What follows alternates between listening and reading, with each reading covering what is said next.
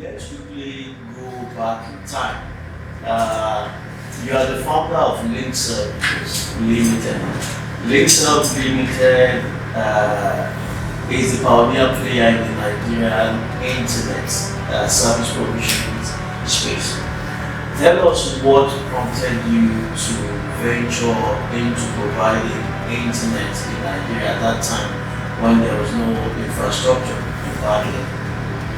That's a good start. In 1995, I had set up an office. 1994, actually, I set up an office in England.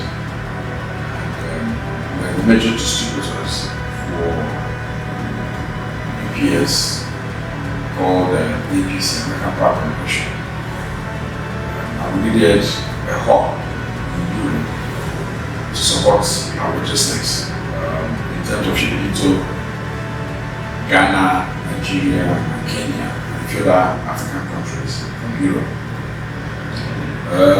The internet was a bubbling tool of work. That's why email was a bubbling tool of work in Europe. It was cheaper.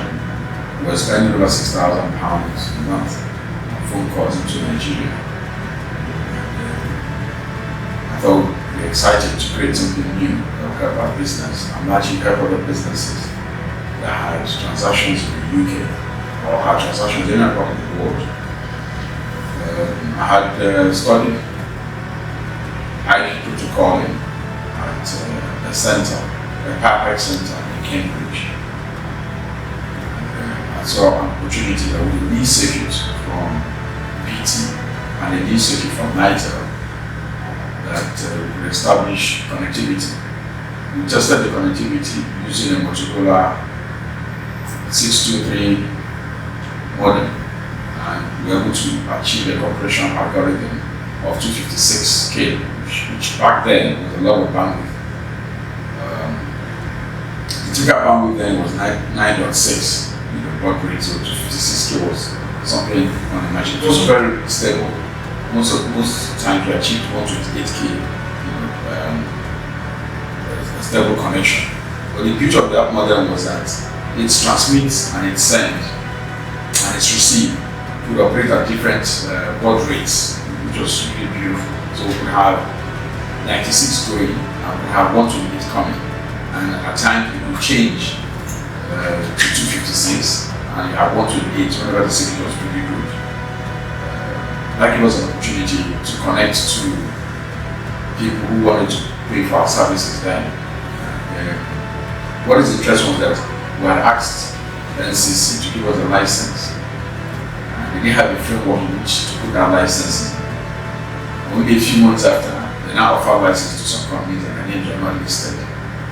But by then, we had demonstrated if we had customers using the service, and the same NCC, the Ministry of Communication, thought it was not proper. It was inciting the public. It was an espionage arrangement sponsored by foreign agents. Decided to shut us down.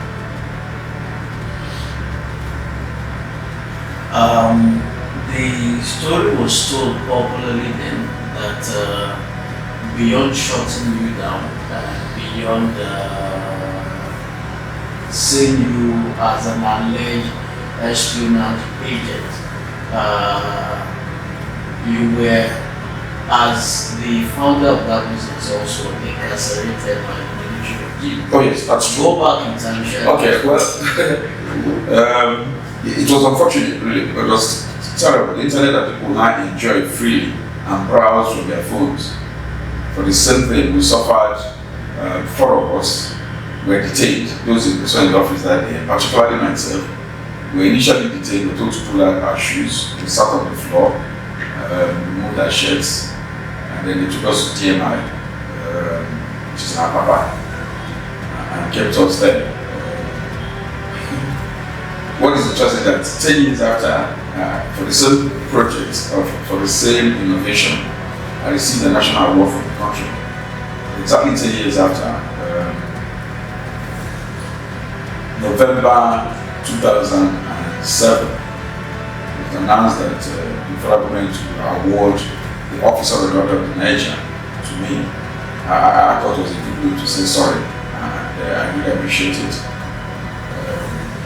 The detention came as a result of the publication we did in the newspaper that there was no internet in Nigeria. So we countered that and did an advertorial that there was really internet in Nigeria and that it is working. And that we don't need any foreign agency to fund this innovation that Nigerians have created using local resources to create innovation, and that people should appreciate it and engage in it. So we had a session sponsored by UNTP at Sheraton in Abuja, where then General Dia, as Chief of Staff, right, was in attendance. So he browsed the internet using our services at that facility, and we used his picture to run the advertorial, showing that the Chief of Staff enjoys our service, not knowing that we are touching a sore area in the then Apache government. And what happened subsequently after? Well, we edited that we were released, and we were told to pay the fine, and we were then told to apply for a license, and that we should follow the framework of the government. When we started, there was no framework from NCC on registration of internet service providers. Absolutely none. They were value-added services, and there was nothing about internet protocol or IP protocol or internet services under that, or even managed services. Subsequently, of course, they created that subsection for which to use offering us licenses. A few of us. You talked about what people take for granted today, but I'm still excited at the possibilities or lack of it back then. Popularly, what we were aware of was most of the existing providers or companies that claim to provide internet service were largely doing store and forward email service. Give us some kind of insight to entertain us looking back several years after today, what the landscape was like before. Well, the initial process was, it's interesting how Linkserve came about. Because I had a few friends who were in the banking sector, and the approach usually was to use dial-up telephone lines. Remember back then, telephone lines, you need to go for the dial tone. And sometimes the dial tone will come, sometimes there's no dial tone. So if you don't have a dial tone, you can't dial a number. So when you receive a dial tone, then you connect. So it was cheaper and a lot more affordable to have people dial into your service, push their mail to you, and then later in the night, you can then forward those mails out, distribute those mails out, like a typical post office. The innovation we brought to the table wasn't only to allow you to send your mail in real time, having a live IP, having a live public IP, because we were one of the providers in Nigeria that had the first public IP allocated to us there was no African then, it was Erin, the US body. That public IP address allowed us to transmit our mails concurrently each time a mail was sent out to move. Because of the backlog of several subscribers and because of the limitation of night facilities back then, of course, we normally have a congestion, but it's not as bad as forwarding mails only in the night. You expect that the mail to go in about 15-20 minutes, and maybe sometimes an hour or two. It's not unusual. But NITEL lead service was perfect, was beautiful, very beautiful, surprisingly very efficient and very reliable. That link did not go down. Even we added a second link, more for bandwidth rather than for continuity. The link was permanently on. That we have subscribers. All the big organizations will come to our office, use the computers we made available to send mails, send their documents. It was a very beautiful experience. And you have young people getting gifts from managing directors of organizations, young people that worked in the organization there, getting gifts of Rolex watches, Omega watches. They come back and they were very excited. It was beautiful to pioneer such back then. Anything that is innovative is exciting. Because one of the people that I have a lot of respect for was Tayo Ademi, and of course from Adiola. The Tayo came in and said, we've invested XYZ amount of money in the company. We acquired that company, Infocom. We did acquire that company subsequently, but so they invested so much money. What is the assurance that this small money that raised will be able to provide this connectivity? So I invited him to come and see what we had in our office, and he came. When he browsed it right then and then, he gave us a subscription for 200 of the staff members. Gave us enough money to go and buy a channel implement at the store. It was an LPO. And an appeal with the funding. It was beautiful. For that, of course, being my mentor, just didn't let go. He was very excited, making sure that all the dots in these arrangements were properly done. It was a very beautiful experience. The guaranteed trust bank support for us was enormous, which naturally attracted Citibank and the Capital Alliance to then invest. Their first investment in the industry, telecommunication, was in Linkserve. Nitel unfortunately saw us as competition because they started getting internet service provision as well, piggybacking on our technology. Most of the providers in 1996, 1997 were piggybacking on our technology. They were reselling our service, and cyberspace, Scanet, InfoWeb. We acquired InfoWeb subsequently as well. Ross Clinton, yes, and then of course Hyperion. And it's exciting to find that most of the people that worked with us then in Linkserve have become very senior people in management today in telecommunication and IP-based industry. It's also very exciting to find that some of them actually want to go and provide leadership in the internet service companies that emerged as a result of what we created in the industry. Fast forward to 2000 and beyond, the big mobile operators case and the entry and like you said, the innovation they also brought to bear in the marketplace was a huge threat to relatively smaller players like Linkserve. The war happened subsequently. Well, in a market like Nigeria, it has gone through a lot of crises. The minimum you can borrow money at any point in time in Nigeria is in double digits, typically 25% upwards. Sometimes you can negotiate a deal about 22%. You cannot build an institution, a business, based on such high interest rates. That's one. Second part of it was that NCC, in its wisdom, did not consider an opportunity for local players to either come together in a collaborative manner and allocate the license to them. It happened in Kenya, it happened in a few other parts of Africa. We cannot compete with people who, first of all, the GSM technology is pretty new. So nobody could have claimed ownership of deep knowledge of GSM technology worldwide. And one of the conditions that NCC said was that you must have been operating a GSM platform somewhere before you're qualified to come and bid. That's how Econet got into the market. Econet as of then had less than 3,000 subscribers. But they had a privilege because they had operated a GSM service and therefore they were qualified to bid. The starting bid was also too high for most Nigerian organizations because the closing bid was about $265 million or $256 million. But our turnover total in a year is not even in the aggregate of $5 million, not to talk of raising $256 million.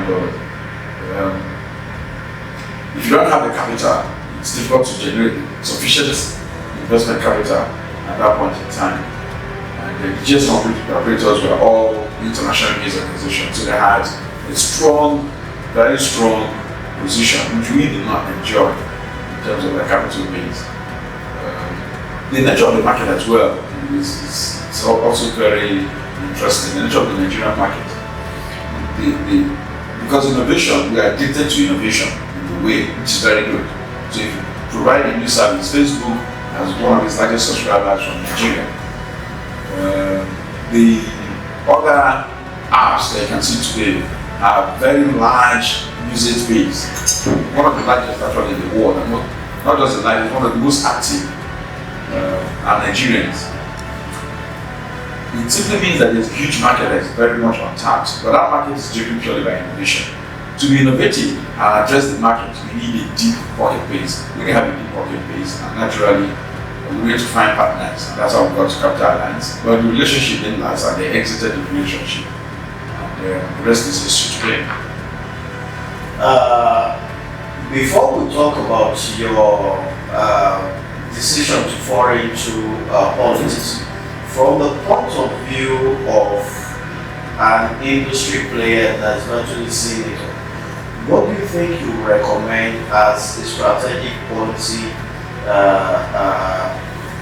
drive or option by the government through the various agencies to encourage our near players like yourself? Thank you. That's a beautiful question. The example I always use is that of Mobile and Shell. A lot of the contractors today that operated in the marketplace enjoy huge benefits.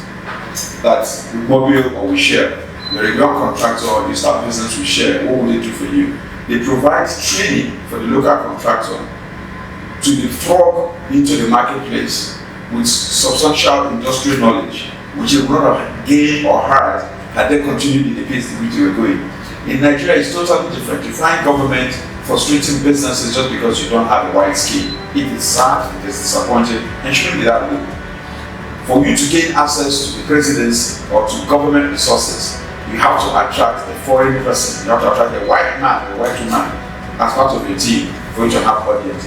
I think it's very shameful, it's sad.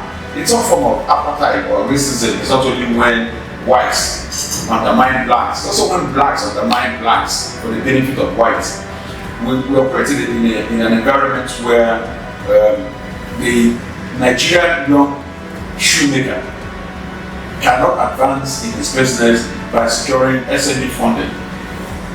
Because there's no SME funding that is really available. The Bank of Industry is not an SME structure. Most of the SME vehicles, so to say, are not designed to encourage entrepreneurs. They're just simply designed to encourage a few who have a collateral they can make available.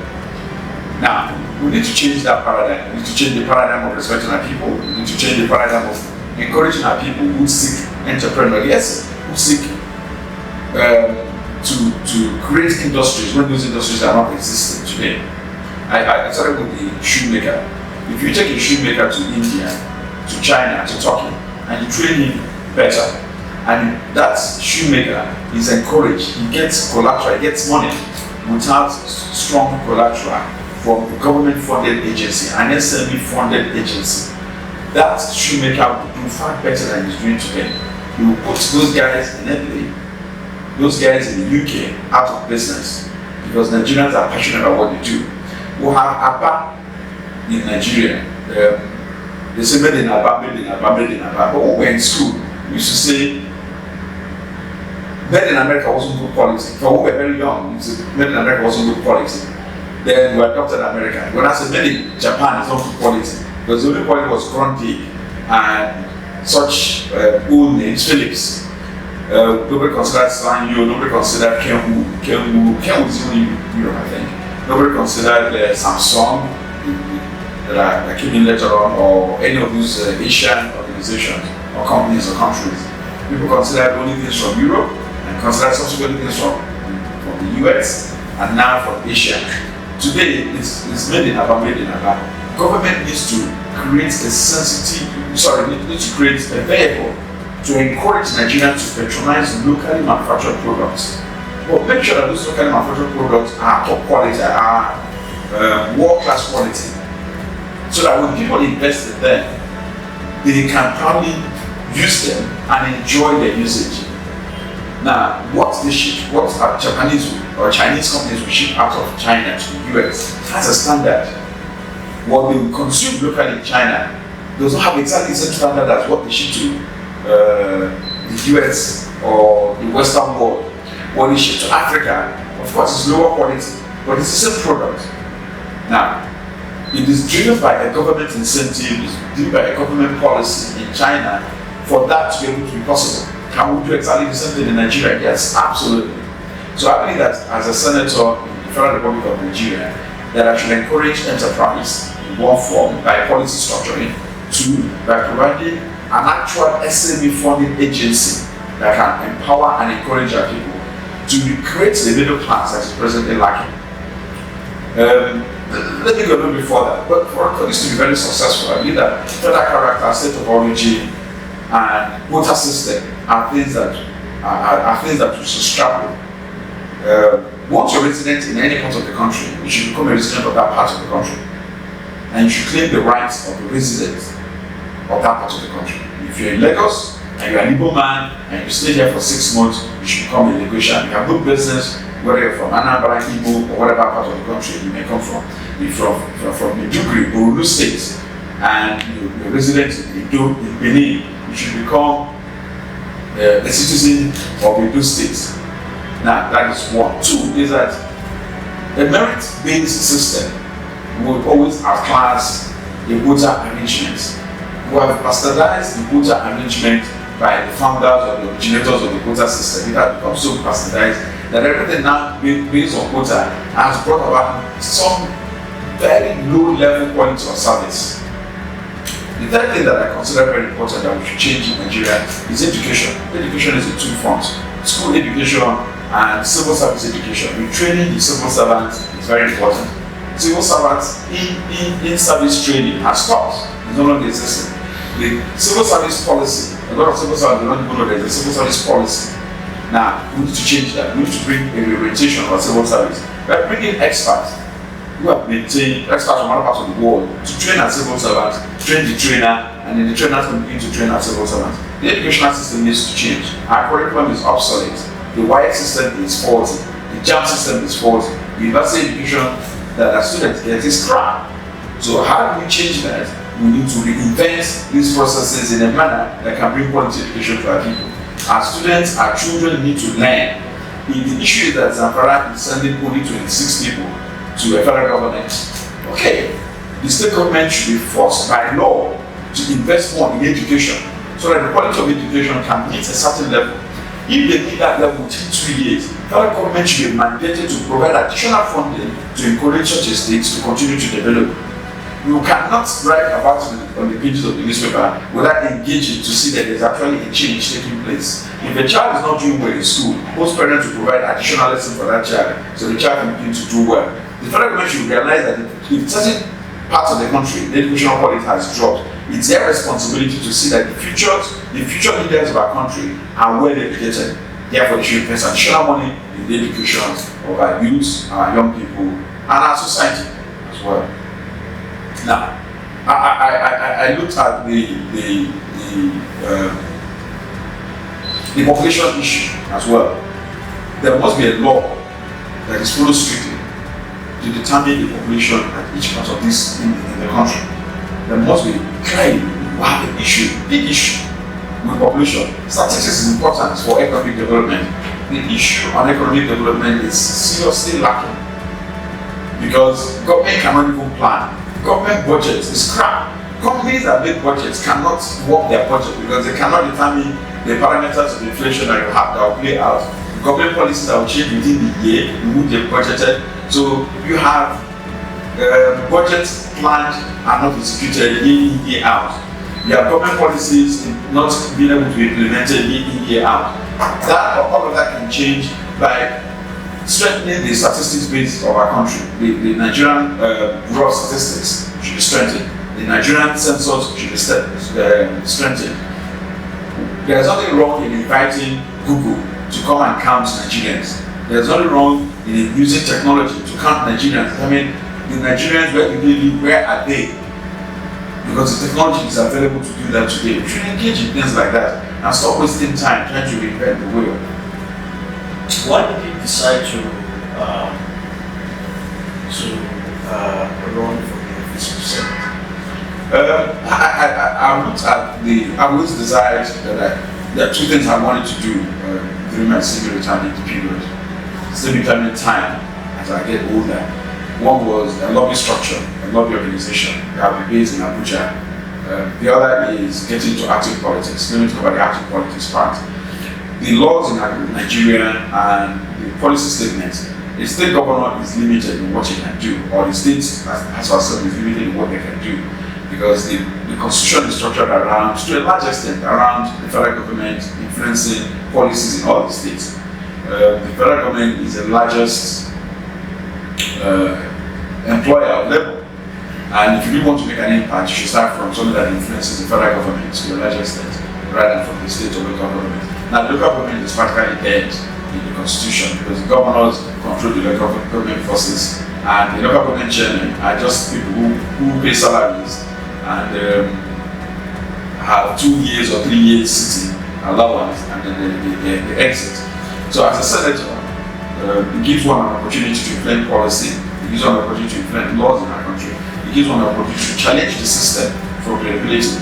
If I'm in the Senate, and when I get into the Senate next year, some of the things I'd like to see is to call for public discourse on issues of concern. The portfolio of the senator gives you the privilege to engage in review, investigation of issues of concern to our people. And I'll do that with a lot of the resources that are made available. As a senator as well, you can take entrepreneurs to markets where you can negotiate better trade deals for entrepreneurs. That is very important, and I like to engage at that level. Thirdly, I come from Abia Central. Abia Central has a huge potential in trade and commerce.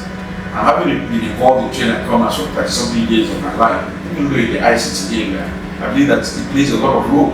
I can play a lot of role in enabling entrepreneurs from that region to advance their career. I went to school, secondary school in Kano. I went to school in Ife. I lived in Lagos for over 30 years. I understand Nigeria. And I should play at the center for my network, my connection, my relationship with people. The people I have the most in enterprise were Yorubas. And the people I met on the streets of Lagos are the streets of my life. And I have enjoyed a great relationship with people from the north as well, northerners. And my best friends are Igbos, Yorubas, Hausas, Kanuris, Edos, everybody. And I have a plethora of friends from all parts of this country. I believe that I have enough with my education and my experience, and I believe as a strong Christian to influence policies in our country that can make a better Nigeria, and not just a Nigerian project, but a better Nigeria, and enable Nigeria to become a nation, a true nation where everybody belongs and participates, and nobody is left behind. Talking about policy intervention, you play very well in the Nigerian ICT space. You're currently the chairman board of trustee of Nigerian Internet Registration Association. Give us some insight into 1 year ago and now it is helping shaping the tech space in Nigeria. Okay, NERA as an organization, it's beautiful. It came at the right time. But let me tell you before NERA. The .ng TLD was managed lastly by a company based in Seattle. An agency, let me use the word agency rather than a company, until the federal government engaged and negotiated and enabled the federal government through NICDA and participants in the industry or private sector to form the Nigerian Internet Registration Association. This association was practically created to manage the TLD and other related industries that will evolve out of the TLD, the .ng name. As the chairman of the board of trustees, we created social policies, and there's a transparency. This has shown that the private sector and the public sector can actually build industry together that is sustaining, that is self-sustaining. We no longer receive grants from government agencies. We are welcome to have government agencies give us grants, all right. But we have sufficient funding. We have a process of change in leadership, the president, the trustees, in leadership that is transparent, that is open, and Nigerians are welcome to participate in it. We have policies on how domains can be transferred. When you have a domain, you want to sell a domain. We have policies on cyber sporting. We have policies on hosting content and content development. We have developed so many policies in that area that is remarkable, and it's a comforting thing to be part of such a bunch of young people who have Nigeria, who see Nigeria as a passionate place to develop in. We also see Nigeria as a huge opportunity for entrepreneurs who want to build industry. So it's been wonderful creating policies and helping to create policies and being part of policy formulation, including policies that deal with recruitment of staff that is unique, or development of staff in terms of training. The amount of money we devote to training in NERA, it's quite encouraging. It's quite encouraging, and that's the kind of thing I want to see happening in Nigeria as well. So I see NERA as a platform that has enabled us to look at the big picture that in Nigeria we can actually develop our people using training, merits, and a conscious effort that our objective and our goal It's a bigger picture of making sure that you find Nigeria that is growing and that is free for anybody to come and trade in any manner that they desire, as long as it's legal. Talking still about policy, a few years ago, quite a number of Nigerians came together and developed a national broadband policy under the previous government. What, from the perspective of an industry player, what can you say about the implementation of that policy so far? Well, government is very slow. Not just slow in this area, but government is slow in almost every area today, and that's I don't know whether I consider it lack of knowledge or whether I consider it as lack of will. You develop a policy, you spend time, you spend money, and you spend resources to engage and develop a roadmap, and implementation becomes a problem. Not because there's no funding, but just because there's some like a classical attitude towards policy implementation in our country. What can we do to address this? Well, not only changing the policy, the leadership must also engage. If you have a minister of communication who has no background in policy formulation and policy implementation, you can't go too far. It's not enough just to appoint a politician as a minister. Every minister that is appointed by the federal government should have a background that reflects development in policy at a minimum. Secondly, have the can-do ability. If a minister does not have the can-do ability, or the potential minister does not have the can-do ability, that's not business in the office of the minister. Thirdly, leadership is something that you develop and improve on. If a man is a leader, what has he done in the last 5 years that qualifies him to provide certain kind of leadership that you want to place on him? If he hasn't done much in the last 5 years, and you bring in a guy who has retired from whatever sector, who hasn't done anything in the last 5 years, and you give him a portfolio, you probably won't get the best result. Younger people have a lot more innovative spirit than older people. Today's government, and a few years back, all the governments, you find a lot of people over the age of 60 as ministers. What do you expect? These guys will sleep after a 1 hour meeting. But if you have younger people in their 30s, in their 20s, in their 40s, and maybe early 50s, you expect a much more aggressive pursuit to development. Let me tell you a story that something I always teach my father. My father was a civil servant. He enjoyed siesta, which was something the British introduced back then. Now, they get home after work and they have a siesta for 1 hour. And after siesta, they go to the club. And from the club, they come back home, they have dinner. That was a routine. That routine is no longer existent for the young man today. So, I teach my father that they slept too much and they come to just drifted on. So, today, most young people do not get home until 6, 7, 8 o'clock every day. What do they have to show for it? Very little.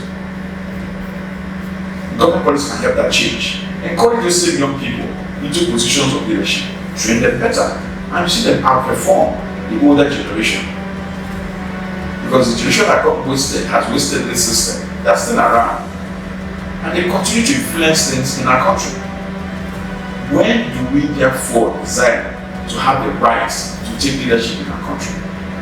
It is now. It is now. And I believe that every youth listening to me should engage to desire to take leadership. It's not going to be easy, but it is possible. Thank you very much. Is there anything we left out in the course of the interview you would like to add before? Well, I mentioned a little bit of that. I returned to my village and thought I should participate in the community work. And the community work is very important because it gives you a paradigm shift to understand the ills of a society at that micro level. And I accepted President General of my village. It's a small village of less than 6,000-7,000 people, pretty small. And I've been their leader for the past 5 years. A very small role, but I wanted to see where I could make a difference. Land issues and family inheritance issues have been lingering since 1970. Most of them were resolved. There's a sense of belonging. A lot more people are desiring to come and live in the village and work from the village. With the internet, with the telephone system available, where you actually stay is no longer as important. We don't all have to come into Lagos and crowd Lagos, or go to Port Harcourt and crowd Port Harcourt, or go to Abuja and crowd Abuja. It takes me 40 minutes from my village to the closest airport or whatever, and I catch a flight to Lagos or to Abuja. When I lived in Ikoyi, it took me about 1.5 hours to get to the same airports to catch a flight to go to Port Harcourt or Abuja. So where everyone is resident is not so important. But if you're resident in a particular area, impact in your society, impact in the community that you live in. I live in Amachara, it's a beautiful place today, but we've worked hard to make it beautiful.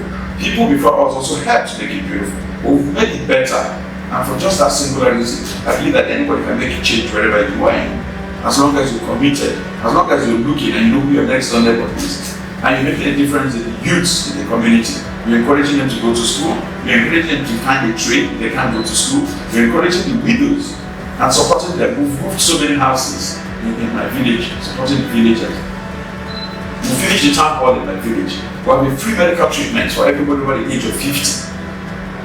And for pediatric treatment as well, for the younger ones. Okay. And we did all of this in less than 5 years, and it's working. We didn't say every year we'll come and do a health program, but we'll have a health program that has been running for the past 4 years in our village, and it's beautiful. And that's the kind of contribution you can make to show that our society can even be better if all of us can give it. If Bill Gates can come to Nigeria and invest 1.6 billion naira in Nigeria, the Nigerians that are richer, or that are as rich, or maybe less as rich, can also do their own part. And that way they can also have a voice to speak about what happens in our society. I think we're leaving governance to the dull lads. We're leaving government politics to the criminals or to the bad people. And therefore everybody says politics is bad just because the bad people got into it. Politics is good because it's a way for us to provide leadership in our society. And we should all engage in it, especially the good ones.